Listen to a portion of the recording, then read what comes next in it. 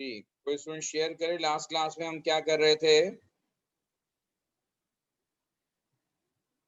Atomic structure के पास papers किए थे हमने।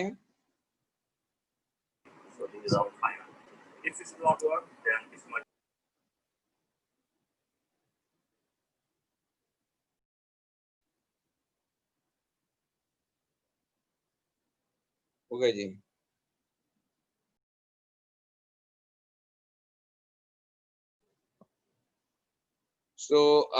ठीक है जी, तो फिर आज कुछ डेफिनेशंस और कुछ और चीजों पर हम डिस्कशन करेंगे। बेसिकली आज से हम अपना जो है वो नया चैप्टर स्टार्ट कर रहे हैं और ये चैप्टर जो है ये एटम्स, मॉलिक्यूल्स एंड स्टोइचियोमेट्री का चैप्टर है।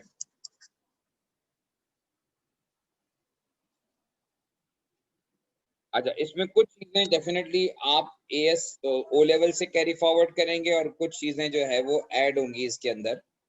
बेसिकली ये मोल से रिलेटेड चैप्टर है एंड डेफिनेटली ये वो चैप्टर है जो कि जिसमें आप नॉर्मली ओ लेवल में भी स्ट्रगल करते हैं और फिर एएस में भी स्टूडेंट आकर इस चैप्टर में स्ट्रगल ही करता है। अच्छा, इस चैप्टर की इंपॉर्टेंस इतनी ज्यादा है कि आपको पूरी प्रैक्टिकल की जो कैलकुलेशन है वो इसी कॉन्सेप्ट पर बेस करती हैं। ऑल्दो के हम इसको नॉर्मली कुछ टीचर्स जो हैं वो बाद में करवाते हैं, लेकिन मैं इसको एटॉमिक स्ट्रक्चर के फौरन बाद इसलिए करवाता हूं कि जब आपके प्रैक्टिकल स्टार्ट होंगे तो एटलीस्ट आप किसी हद तक कंफर्टेबल हो उन कैलकुलेशंस को करने में जो वहां पर आपको इस्तेमाल करनी होंगी। इसलिए जो है वो हम इसको इनिशियल स्टेजेस पे ही मैं करवाता हूँ। आज शुरू करने से पहले कुछ मैं आपको बेसिक डेफिनेशंस करवाऊंगा जो कि आपके सिलेबस का डायरेक्ट पार्ट है।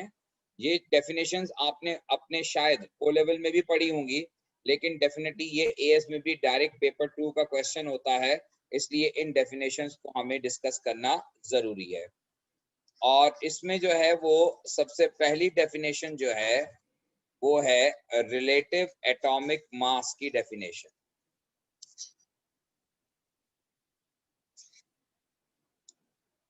रिलेटिव एटॉमिक मास जो होता है, जिसको आप एआर भी कहते हैं, ये रिलेटिव एटॉमिक मास, जब आप रिलेटिव की टर्म इस्तेमाल करते हैं तो इसका मतलब ये है कि हम इसको किसी से रिलेट, किसी से कंपेयर करें। वैसे तो आसान बात है कि रिलेटिव एटॉमिक मास का मतलब यह है कि एटॉमिक मास यानी किसी एटम का मास, लेकिन किसी भी एटम का जो मास होता है और किसी आइसोटोप का मास होता है उसमें फर्क होता है। जरा थोड़ा सा बात को मैं कॉम्प्लिकेटेड कर रहा हूं, इस कॉम्प्लिकेशन को समझने की कोशिश कीजिएगा। एटॉमिक मास में और आइसोटोपिक मास में फर्क होता है। जैसे क्लोरीन का एटॉमिक मास अगर आप डेटा बुकलेट में पीरियोडिक टेबल में देखेंगे तो 35.5 है, लेकिन जब आप उसका आइसोटोपिक मास की बात करेंगे तो क्लोरीन के दो आइसोटोप्स हैं, एक क्लोरीन 35 और एक क्लोरीन 37।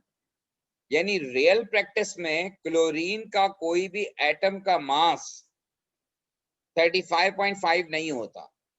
क्लोरीन का एक पार्टिकल या तो 35 का होगा या क्लोरीन का पार्टिकल 37 का होगा। इन बिटवीन कोई आइसोटोप एग्जिस्ट नहीं करता। तो फिर ये 35.5 है क्या?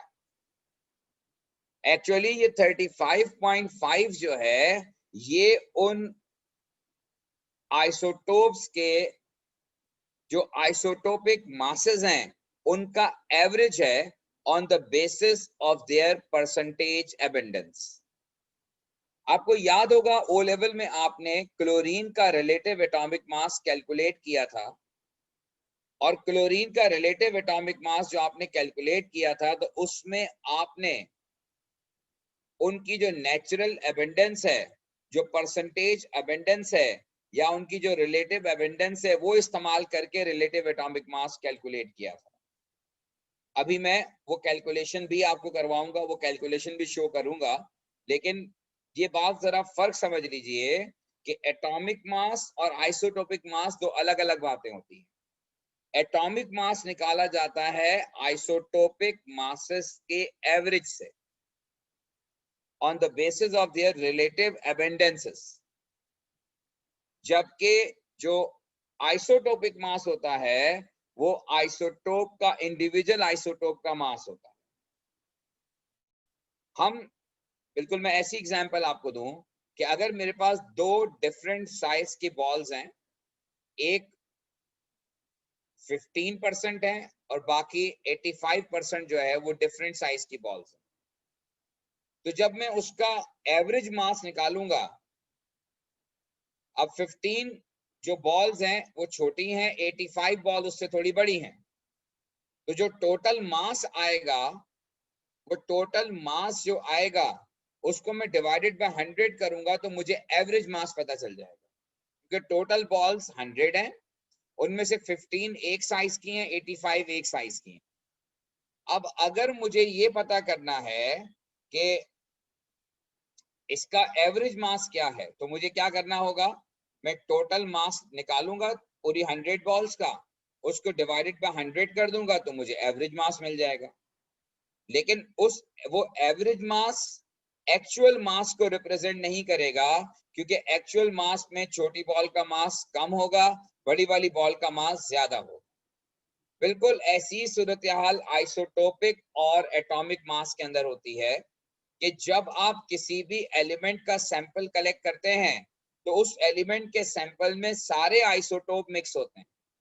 तो जब सारे आइसोटोप मिक्स होते हैं तो उनका जो एटॉमिक मास बनता है वो एटॉमिक मास आइसोटोपिक मास से आमतौर पे मुख्तलिफ होता है।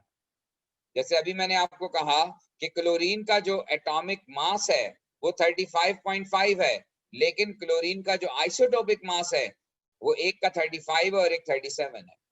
यानी अगर आप क्लोरीन का सैंपल लेते हैं कहीं से, तो क्लोरीन के सैंपल में आपको क्लोरीन 35 वाला भी मिलेगा और क्लोरीन 37 वाला भी मिलेगा, दोनों मिलेंगे।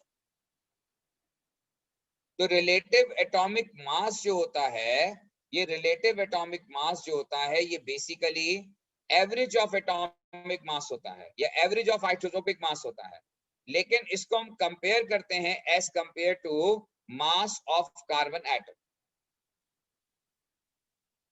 तो अब आप रिलेटिव एटॉमिक मास को जब डिफाइन करते हैं तो हम रिलेटिव एटॉमिक मास को डिफाइन करते हैं कि it is average mass of an atom as compared to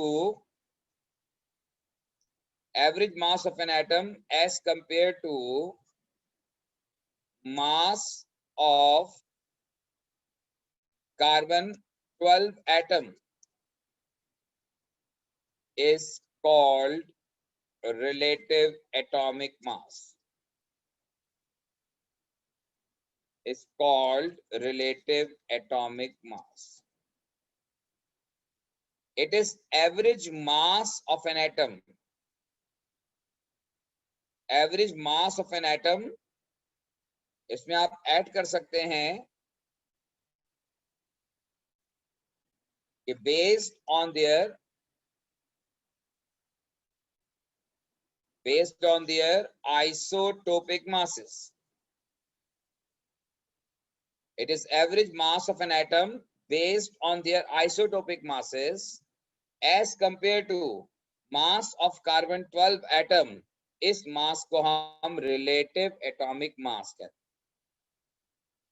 So it is average mass of an atom based on their atomic masses as compared to mass of carbon 12 atom is called relative atomic mass.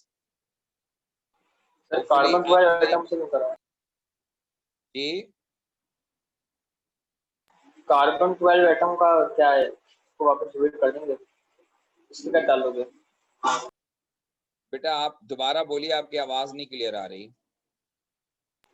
चलो बोलो, carbon 12 atom क्या लिखा हुआ है यहाँ पर, वो repeat कर देंगे। जी, क्या मतलब है कार्बन 12? जी वो मैं एक्सप्लेन करता हूँ। पहली वाली बात समझ में आ गई कि ये एवरेज मास होता है, ये एक्चुअल मास नहीं होता, ये average mass of an atom होता है based on their isotopic masses. Isotopic masses का एवरेज निकाला जाता है और उस एवरेज मास को हम कंपेयर करते हैं मास ऑफ कार्बन 12 एटम्स। अच्छा, यहाँ पर कार्बन 12 एटम को हम कंसीडर करते हैं कि carbon 12 atom was taken as standard। Carbon 12 atom को एक स्टैंडर्ड बनाया गया है। ठीक है, जब भी आप किसी चीज को रिलेट करते हैं ना, जैसे आपने ये कहा कि जी आप एक एजुकेशन हासिल कर रहे हैं, आपका एक टारगेट, एक एम है कि आप ये करना चाहते हैं, आप ऐसा बनना चाहते हैं। तो बेसिकली आपका जो टारगेट हो गया वो एक फिक्स हो गया कि आप इस तरह के काम करना चाहते हैं या इस तरह के किसी फील्ड में जाना चाह रहे हैं, तो वो आपका एम हो गया। अब आप अपने हर चीज को, हर एक को उसी से कंपेयर करेंगे। इसी तरह से जब आप किसी भी एटम के मास को, अब मुख्तलिफ एटम के मासेस अलग अलग हैं, लिहाजा उनको स्टैंडर्डाइज करने के लिए हम कार्बन 12 की टर्म में उनको एक्सप्लेन करते हैं। तो जब किसी भी एटम के मास को कार्बन 12 की टर्म में एक्सप्लेन किया जाए तो हम उस मास को रिलेटिव एटॉमिक मास कहते हैं। यानी यहां पर कार्बन को एक स्टैंडर्ड बना दिया गया। मैं आपको जैसे एग्जांपल देता हूं। देखिए, आप सबको पता है कि कार्बन का मास 12 और हाइड्रोजन का मास 1 है। अब अगर मैं हाइड्रोजन के मास को कार्बन की टर्म में एक्सप्लेन करूंगा तो कैसे करूंगा? मैं कार्बन को अगर 12 हिस्से कर दूं, कार्बन को 12 इक्वल पार्ट्स में डिवाइड कर दूं, तो कार्बन के 12 इक्वल पार्ट्स में जो एक पार्ट होगा वो हाइड्रोजन का मास होगा। भाई मैंने कार्बन के 12 हिस्से कर दिए, 12 में से कार्बन का जो एक हिस्सा होगा, 1 पार्ट ऑफ कार्बन जो होगा, यानी 1/12 part of carbon, it is equivalent to mass of hydrogen. या इन अदर वर्ड्स मैं यूं कह सकता हूं कि अगर मैं 12 हाइड्रोजन को मिला दूं तो एक कार्बन बनेगा। अब ये एक अलग सवाल है कि कार्बन को ही हमने क्यों स्टैंडर्ड बनाया, उसको भी मैं एक्सप्लेन करता हूं। लेकिन फिलहाल ये समझिए कि हम इसको कार्बन की टर्म में एक्सप्लेन कैसे करेंगे। तो जब मैं एक्सप्लेन करूंगा कि relative atomic mass of hydrogen, relative atomic mass of hydrogen, तो हम कहेंगे कि relative atomic mass of hydrogen is equal to 1/12 mass of C12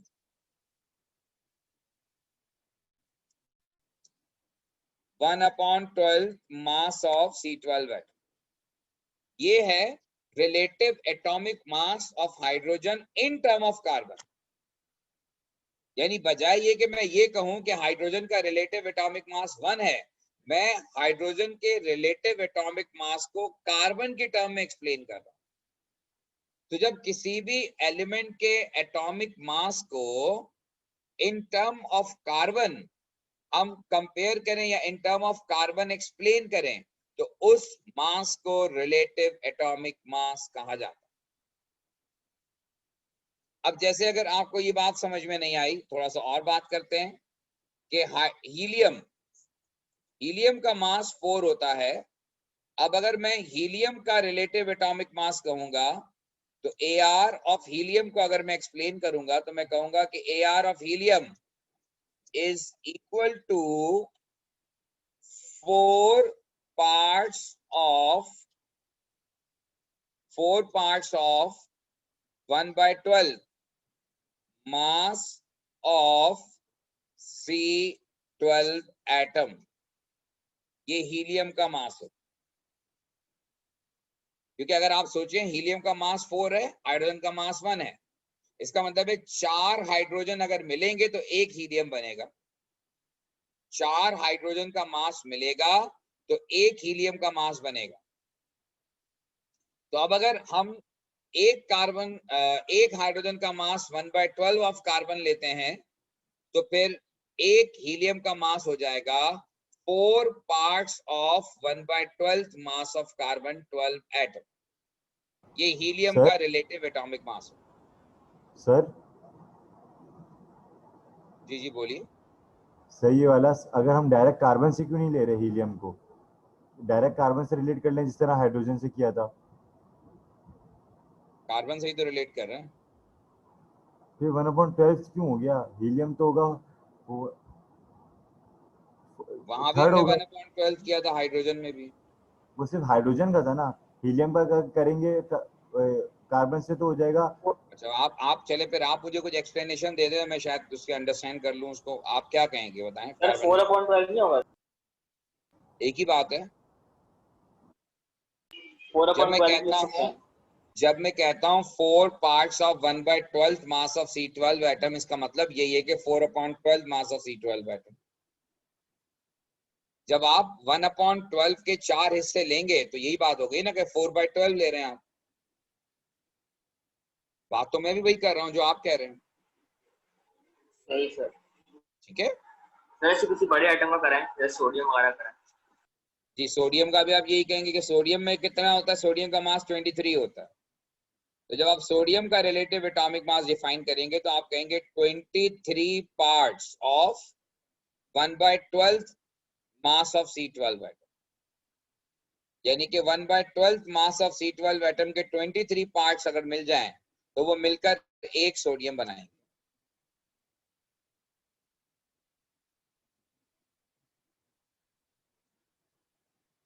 ठीक है जी, क्लियर हो गई ये बात।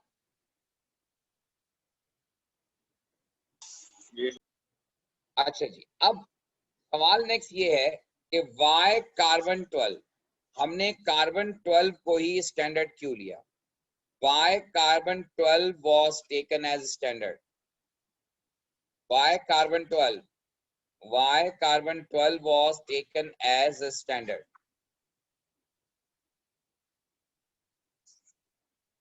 हमने कार्बन 12 को जो है वो क्यों स्टैंडर्ड लिया है। कार्बन 12 को स्टैंडर्ड लेने के मुख्तलिफ रीजंस हैं। नंबर 1 रीजन ये है कि the mass of carbon, the mass of carbon is exactly 12.00। Mass of carbon is exactly 12.00। यानी इसका मतलब ये कि अगर आप कार्बन के 12 हिस्से करेंगे तो वो 12 इक्वल पार्ट में डिवाइड हो। जैसे अगर आप एक स्क्वायर ले लें और इस स्क्वायर को डिवाइड करें इनटू 4 तो आपको पता है कि आप 4 इक्वल स्क्वायर में उसको कन्वर्ट कर सकते हैं।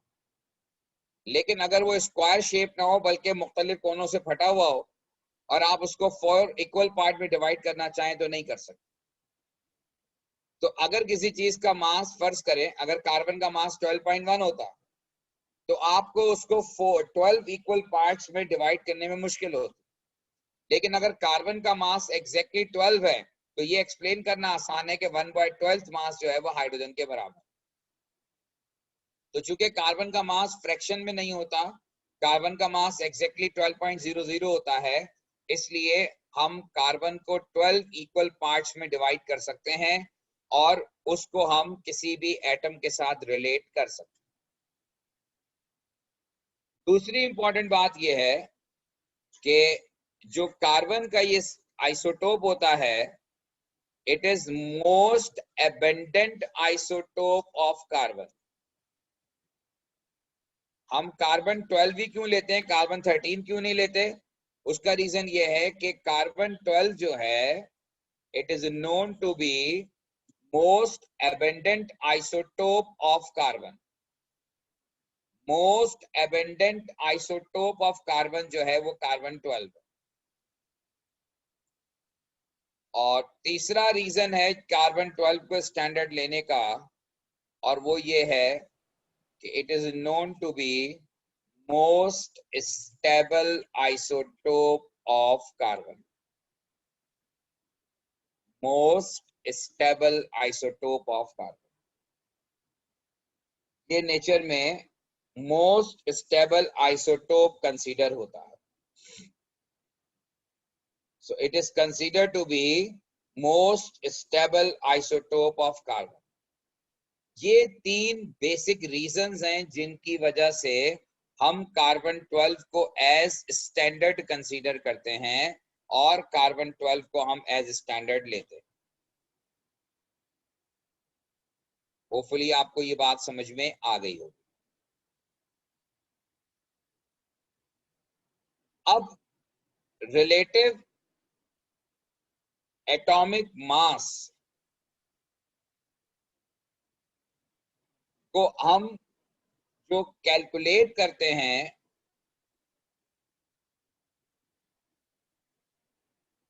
रिलेटिव एटॉमिक मास को हम कैलकुलेट करने के लिए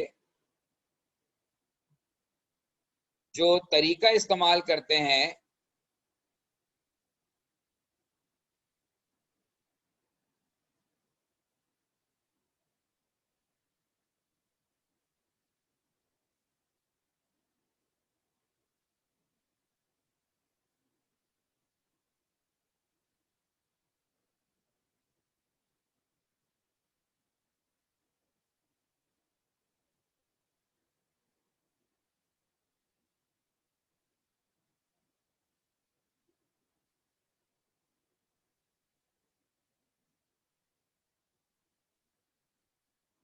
अच्छा जी, तो अब रिलेटिव एटॉमिक मास को कैलकुलेट करने के लिए, अब जैसे मैं पुरानी पहले एक एग्जांपल आपको देता हूं। आपने पढ़ा था कि क्लोरीन के दो आइसोटोप्स होते हैं, एक क्लोरीन 35 होता है और एक क्लोरीन 37 होता है।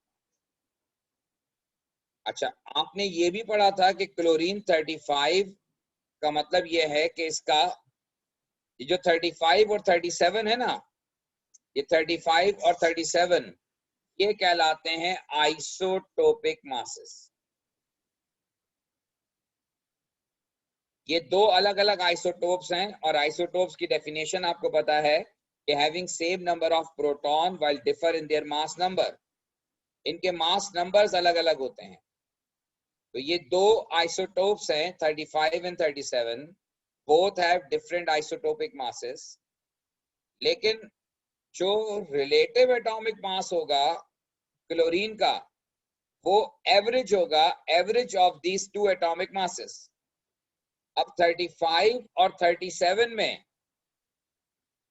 जो रिलेटिव एबंडेंस है, रिलेटिव एबंडेंस का मतलब ये होता है कि इनकी नेचर में जो प्रेजेंस है, जो नेचुरल एबंडेंस है इनकी नेचर में, जिस प्रोपोर्शन में ये अवेलेबल होते हैं, तो ऑब्जर्व ये किया गया है कि 35 और 37 का जो रिलेटिव रेशियो है वो 3:1 है, या आप इसको लिखते हैं कि ये 75% एंड 25%। जो रिलेटिव एबंडेंस है वो 75% और 25% दोनों मिल सकता है। अब आप रिलेटिव एटॉमिक मास कैसे निकालते हैं कि relative atomic mass of chlorine is equal to, सबसे पहले हम एबंडेंस लेंगे क्लोरीन 35 की divided by sum of abundances. यहां पर एक की एबंडेंस 3 है, एक की 1 है, तो टोटल जो हो गया वो 4 हो गया। तो 3/4 मल्टीप्लाई बाय 35, ये हो गया एक आइसोटोप का एवरेज। दूसरा आइसोटोप जो है उसका 37 है, 1 डिवाइडेड बाय 4, ये टोटल एबंडेंस है, इनटू 37। अब आप जब इसको सॉल्व करेंगे तो क्लोरीन का रिलेटिव एटॉमिक मास 35.5 है।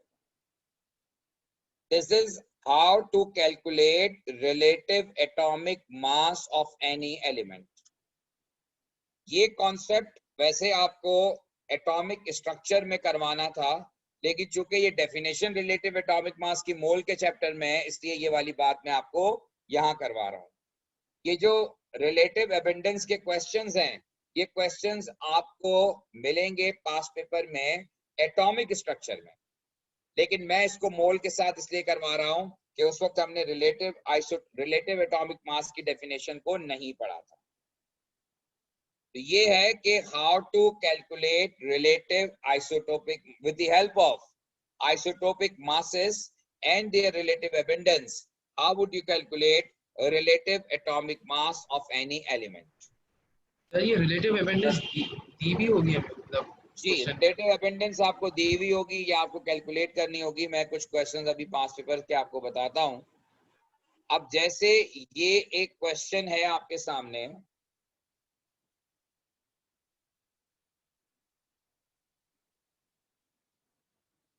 अब ये क्वेश्चन है आपके सामने कि the most common isotope of an iron and cobalt, इसकी कहानी दी हुई है प्रोटॉन, न्यूट्रॉन, इलेक्ट्रॉन। अब देखिए यहाँ पर ऊपर 56 ये मास नंबर है, कोबाल्ट का 59 ये मास नंबर है।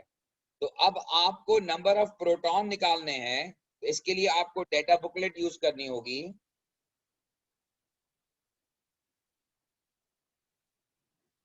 और डेटा बुकलेट से आप इनके प्रोटॉन नंबर्स देखेंगे। तो आयरन का 26 है, कोबाल्ट का 27 है। तो यहां से आप प्रोटॉन, न्यूट्रॉन और इलेक्ट्रॉन कैलकुलेट करेंगे। कम टू दिस क्वेश्चन, जहां पर एग्जामिनर ने पहले तो आपसे कहा है कि define the term relative atomic मास, और अब इसके बाद आपसे कह रहा है कि a sample of iron has the following isotopic composition by mass. और आपको 3 आइसोटोप के बारे में बताया जा रहा है कि आयरन 54, आयरन 56 एंड आयरन 57, और तीनों की परसेंटेजेस बाय मास आपको गिवन है 5.84, 91.68 एंड 2.17।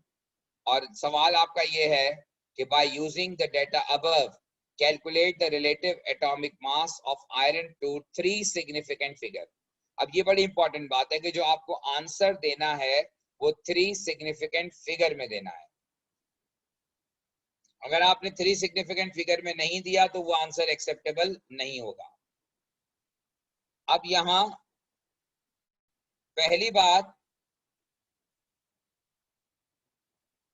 यहां पर पहली बात जो हम देखेंगे वो ये है कि सबसे पहला आइसोटोप 54 वाला और उसकी परसेंटेज है 5.84। और जब हम कह रहे हैं परसेंटेज, तो लॉजिकल बात है कि इन सब का परसेंटेज का सम 100 होगा। ये है परसेंटेज बाय मास, यानी कि ये आपको इसकी रिलेटिव एबंडेंस गिवन है। परसेंटेज बाय मास का मतलब ये है कि 54 वाला जो है वो टोटल मास का 5.84 है, 56 वाला टोटल मास का 91.68 है, 57 वाला टोटल मास का 2.17 है। तो एक्चुअली उन्होंने टर्म चेंज कर दी है, लेकिन ये परसेंटेज बाय मास का मतलब यही है कि they are talking about their natural abundance, यानी कि उनकी नेचर में जो है अवेलेबिलिटी, कि कौन सा आइसोटोप कितना नेचुरली अवेलेबल है। तो नेचुरल एबंडेंस आपको गिवन है। अब हम सबसे पहले हमें निकालना है AR, और AR निकालने के लिए हम सबसे पहले वाले की परसेंटेज लेंगे 5.84 divided by sum, total is 100, इसलिए कि सम ऑफ परसेंटेजेस हमेशा 100 होता है। और इनटू 54, ये हो गया पहले आइसोटोप का मामला, प्लस दूसरा आइसोटोप 91.68 डिवाइडेड बाय 100 इनटू 56, ये दूसरे आइसोटोप का मामला हो गया, प्लस तीसरा आइसोटोप जो है वो 2.17 है डिवाइडेड बाय 100 इनटू 57, ये हो गया तीसरा आइसोटोप। अब बेटा आप इसको सॉल्व करके मुझे फाइनली बता दीजिए कि इसका आंसर क्या आ रहा है। 55.73 जी, 55.7 3 सिग्निफिकेंट फिगर का मतलब है 65.7। सर 55 है। 55 55,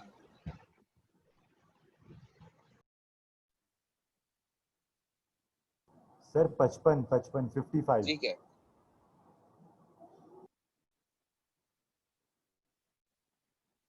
शाजिया क्यों फोन कर रही है? उसको पता है मैं पढ़ा रहा होता हूँ, वो पता नहीं टेंशन और वक्त बच जाए तो।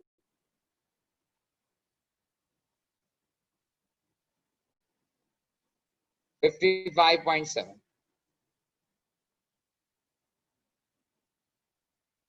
ठीक है बेटा, तो ये रिलेटिव आइसोटोपिक मासेस को कैलकुलेट करने का और ये एक टाइप ऑफ क्वेश्चन था।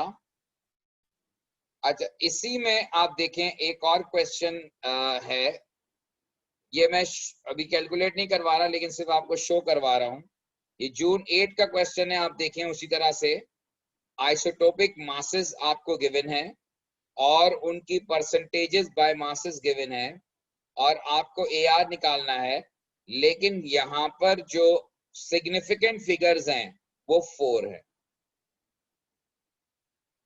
4 सिग्निफिकेंट फिगर्स में आपको जो है वो आंसर देना है। तो यहाँ पर ये तीनों वैल्यूज आपको 4 सिग्निफिकेंट आंसर आए, आप उसको राउंड ऑफ करके फाइनल आंसर 4 सिग्निफिकेंट नंबर में देंगे। याद रखिएगा, अगर आपने सिग्निफिकेंट नंबर को फॉलो नहीं किया तो एग्जामिनर आपको मार्क्स नहीं देगा।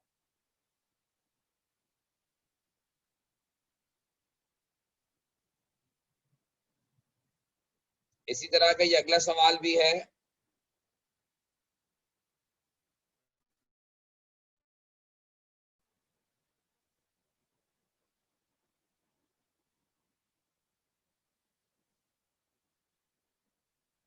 अच्छा, एक और देखिए क्वेश्चन का पैटर्न, सेम क्वेश्चन है लेकिन अब जरा ये डिफरेंट पैटर्न पे दिया हुआ है।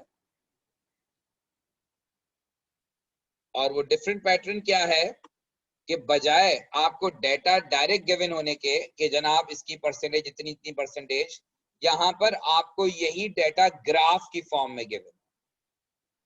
एटॉमिक मास यूनिट यानी वही आइसोटोपिक मास, और यहां परसेंटेज एबंडेंस। अब यहां 4 आइसोटोप्स की बात हो रही है, 86, 96, 2.5 है। तो कभी कभार एग्जामिनर बजाय ये कि आपको परसेंटेज कंपोजिशन डायरेक्टली दे दे, वो सवाल को इस तरह से भी दे सकता है।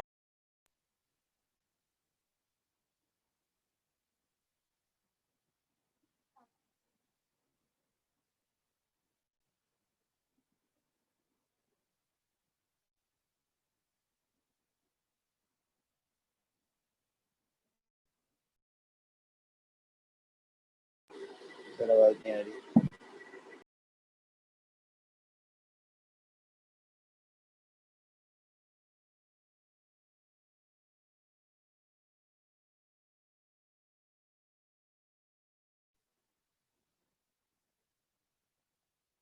तो अब यहां पर इस क्वेश्चन में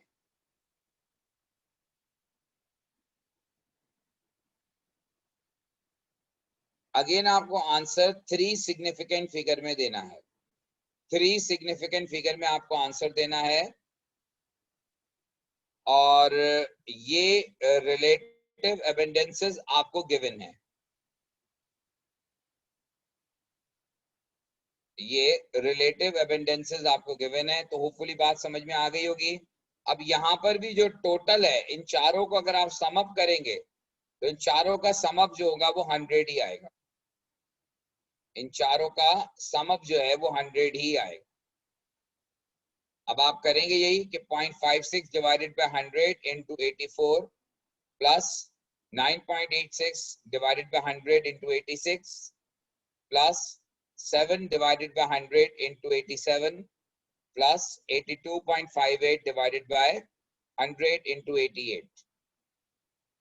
अब आप इन सब को जब ऐड कर देंगे तो ये टोटल बन जाएगा आपका, और ये जो भी इसका आंसर आएगा वो आपने शो करना है अप टू 3 सिग्निफिकेंट फिगर्स। ठीक है जी, होपफुली आपको बात समझ में आ गई होगी। 87.7।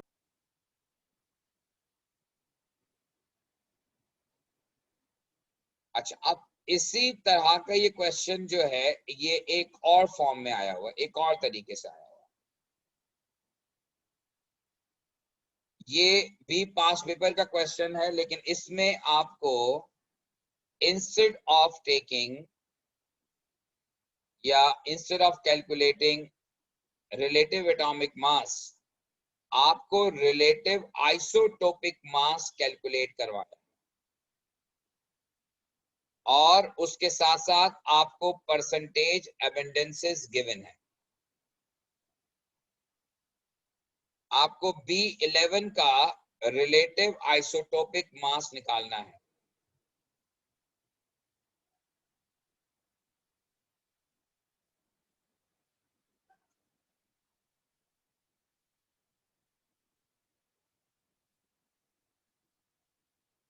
अच्छा, और आगे ये कह रहे हैं कि calculate the relative isotopic mass of B11 and give your answer to 6 significant figure and show your working। अब मसला ये है कि आपको रिलेटिव आइसोटोपिक मास कैलकुलेट करना है। इससे पहले आपको आइसोटोपिक मास गिवन होता था और आप उससे AR निकालते थे, लेकिन अब सवाल ये है कि अगर आपको AR गिवन नहीं है तो आप क्या करेंगे। इसका तरीका ये होता है कि आप डेटा बुकलेट में पीरियोडिक टेबल लेंगे और पीरियोडिक टेबल में रिलेटिव एटॉमिक मास गिवन होता है। पीरियोडिक टेबल सर में इसमें जो दिया हुआ है B11 जी B11 दिया हुआ है वो आइसोटोपिक मास नहीं है। B11 गिवन है ना, लेकिन आपको रिलेटिव आइसोटोपिक मास जो गिवन है तो आइसोटोप गिवन है। रिलेटिव आइसोटोपिक मास कैलकुलेट करना है तो यहां पर आप इस्तेमाल रिलेटिव आइसोटोपिक मास करेंगे।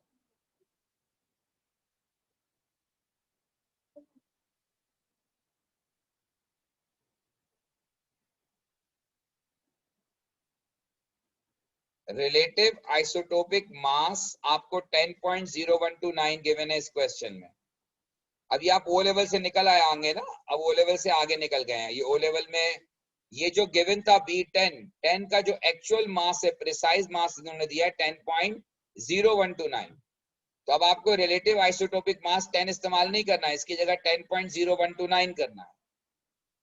और जो B11 है इसका रिलेटिव आइसोटोपिक मास आपको कैलकुलेट करना है।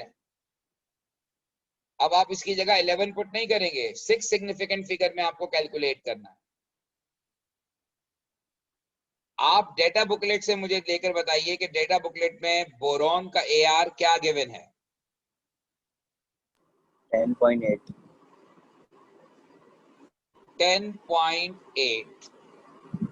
तो AR की जगह आप पुट करेंगे 10.8। ये AR हमने कहां से लिया है, ये हमने डेटा बुकलेट पीरियोडिक टेबल से लिया है। तो बोरॉन का जो AR है वो 10.8 है। नेक्स्ट 19.78 divided by 100 into 10.0129, ये फर्स्ट आइसोटोप की बात हो गई। उसकी परसेंटेज डिवाइडेड बाय 100 क्योंकि सम है, into 10.0129।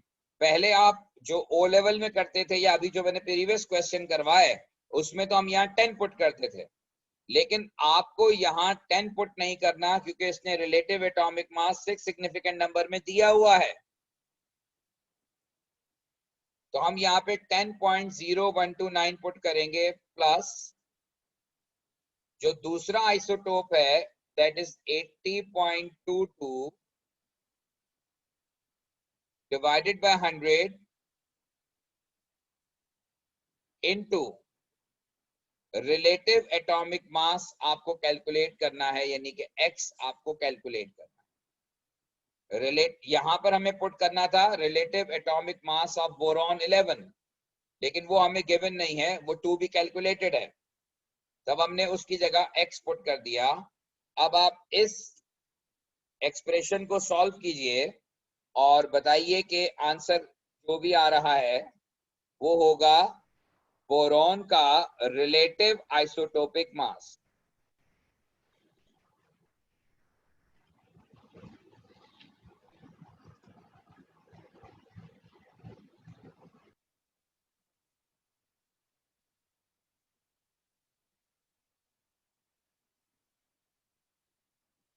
Sir, 10.9941. 10.9941. So this is 10.9941. ये आ गया बोरॉन का relative isotopic mass having 6 significant figures.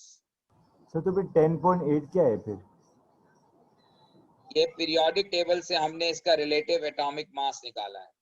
Relative atomic मास जो होता है वो एवरेज मास होता है of relative isotopic masses. AR, अगर आपको आइसोटोपिक मासेस गिवन है तो आप AR कैलकुलेट करते हैं, और अगर आपको आइसोटोपिक मास कैलकुलेट करना है या रिलेटिव आइसोटोपिक मास कैलकुलेट करना है तो फिर आप AR जो लेंगे वो डेटा बुकलेट से पिक करेंगे। प्रीवियस क्वेश्चंस में हम जो कैलकुलेट कर रहे थे वो प्रीवियस क्वेश्चन में हम कैलकुलेट जो कर रहे थे वो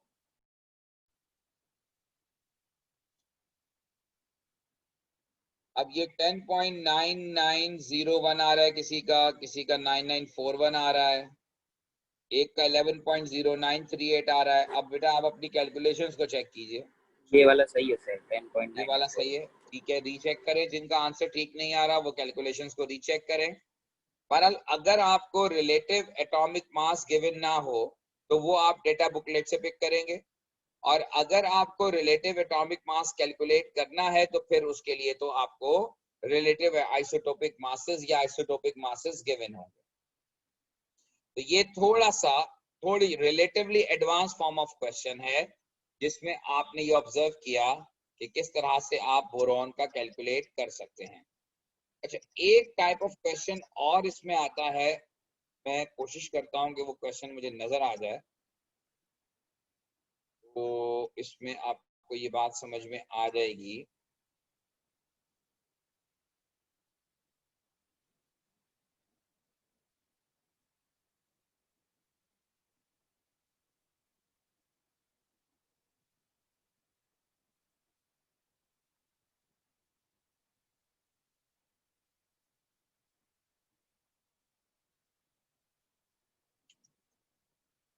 नहीं जी, मुझे अभी फौरी तौर पे क्वेश्चन नजर नहीं आ रहा। मैं आपको बताता हूँ कि क्वेश्चन वो क्या है, तो उसको फिर हम सॉल्व करते हैं उसी तरह से।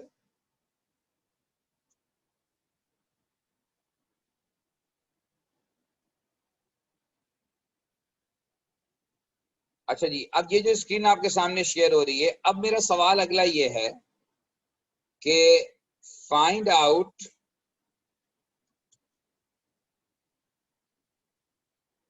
Percentage abundance of 2 isotopes of boron B10 and B11। ये है सिंपल क्वेश्चन कि find out percentage abundance of 2 isotopes of boron B10 and B11। और यहां मैं लिख देता हूं, लेकिन ये जरूरी नहीं है कि लिखा हुआ हो। AR of boron is 10.8।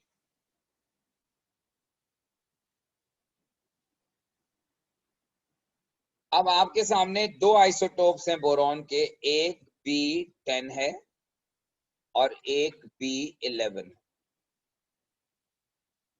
आपको परसेंटेज एबेंडेंस इन दोनों की निकालनी है। अब आपको नहीं पता कि बोरॉन 10 कितना है, बोरॉन 11 कितना है, लेकिन एक बात आपको पता है कि परसेंटेज एबेंडेंस का जो सम होगा वो 100 होगा। ये परसेंटेज है ना, 2 आइसोटोप्स हैं, तो दोनों आइसोटोप मिला के 100 होंगे। तो अगर मैं सपोज कर लूं कि बोरॉन 10 x है, तो बोरॉन 11 जो होगा वो 100 माइनस x हो जाएगा।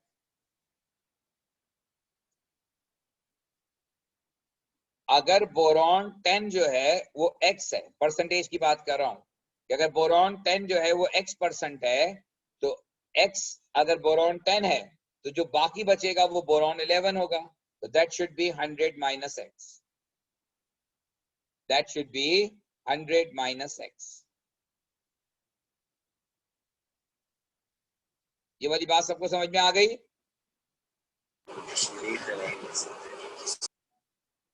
जी यस सर। अब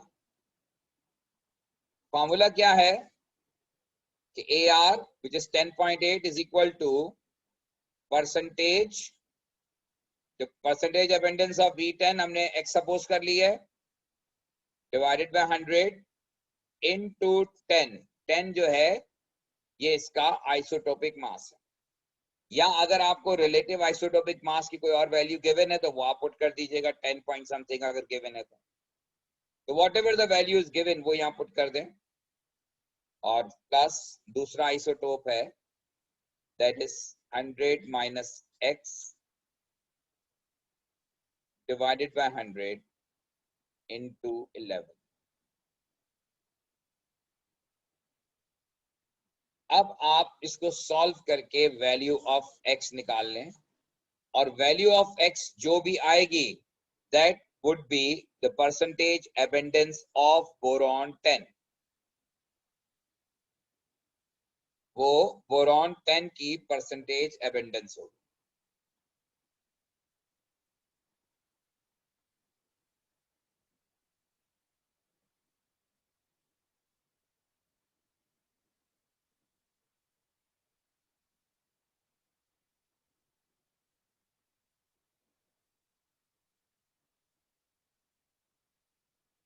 क्या आंसर आ रहा है?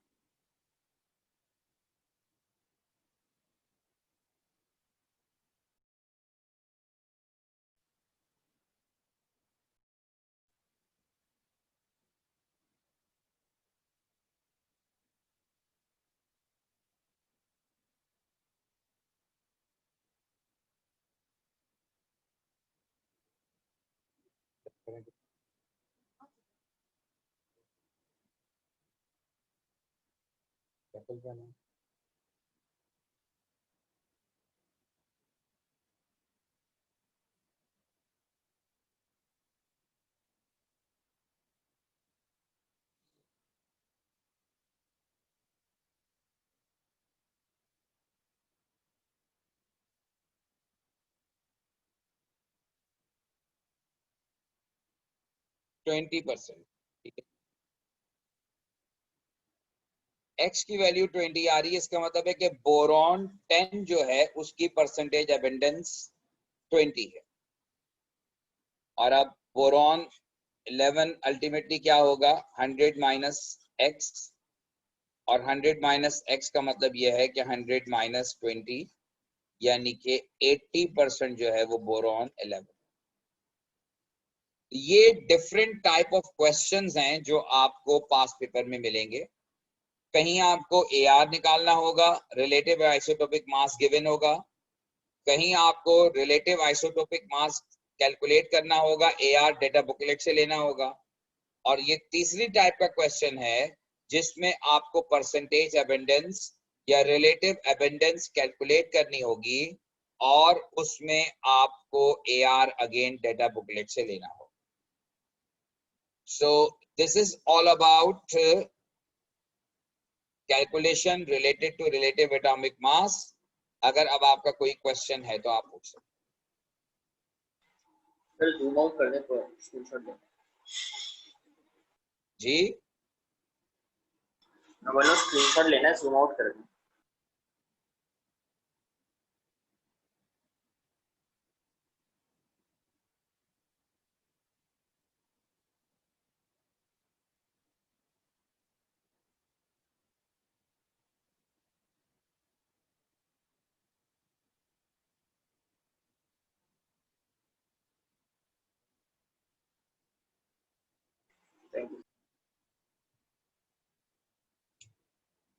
ठीक है जी, तो अब इंशाल्लाह कंटिन्यू करेंगे हम अगली क्लास में।